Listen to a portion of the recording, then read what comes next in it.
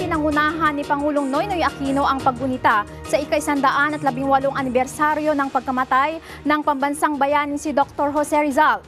Martes ng umaga, nanguna si Aquino sa pagtataas ng bandila at pag-aalay ng bulaklak sa monumento ni Rizal sa Luneta. Tema ng okasyon na itinuturing ding paggunita sa kabayanihan ni Rizal ang Rizal 2014, Dunong at Pusong Pilipino. Tumanggap tayo ng karagdagang detalye mula kay Gerald Raniez. Gerald? Yes, tama ka dyan. Dunong at Pusong Pilipino ang tema sa taong ito. Ngayon ay ginugunita nating mga Pilipino ang ika-180 kabayanihan ni Gato si Rizal, ika-30 ng Disyembre dito sa Rizal Park. Kanina alas 7 ng umaga, lungsod ng Maynila.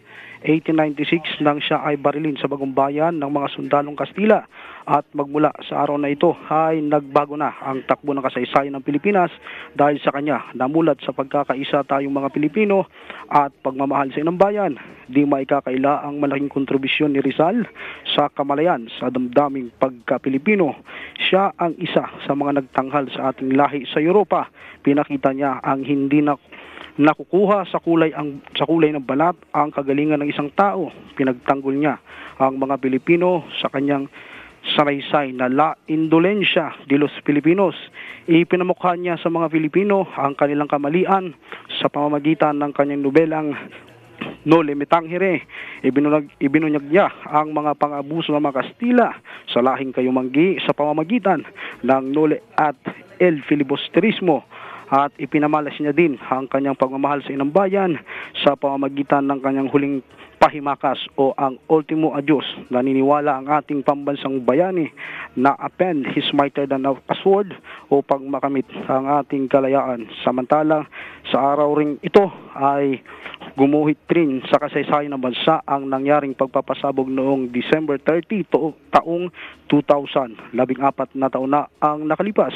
Magugunitang 22 ang namatay habang 100 ang nasugatan sa magkakasunod na pagpasabog sa 5 lugar sa Metro Manila. Kabilang na ang LRT Blumentritt Station sa binansagang Rizal Day bombing.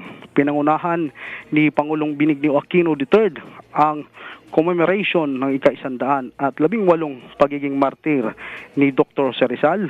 Tinatayang nasa 5,000 katao ang estimated crowd na dumalo mula sa government representatives, miyembro ng diplomatic corps, veterans, mga grupo, mga guro, mag-aaral, NGOs at mga grupo mula sa iba't ibang sektor ng lipunan.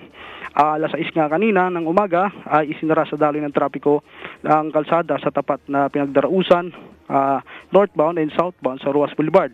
At binuksan naman ito pagkatapos ng nasabing seremonya. Pinangunahan ni Pangulong Aquino matapos ang 21 guns salute at sumaludo ito sa pambansang watawat at pagkasunod nito ay nag-alay ng bulaklak ang Pangulo sa monumento ng ating pambansang bayani. Samantala, dumalo rin ang dating Pangulong Mayor Joseph Estrada at ang ating Vice Presidente na si Jejomar Binay. Mula rito sa Luneta, lungsod ng Maynila, balik sa iyo. Maraming salamat sa iyo, Gerald Raniez, nagbabalita mula sa Rizal Park sa Maynila.